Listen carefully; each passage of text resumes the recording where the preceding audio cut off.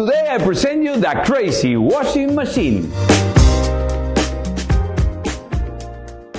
In 1942, Dr. Howard Caton created the Plot Soft Seals, and there's been many versions around the globe. Throughout almost 83 years of existence, I want to pay a tribute to this classic of children's and family magic.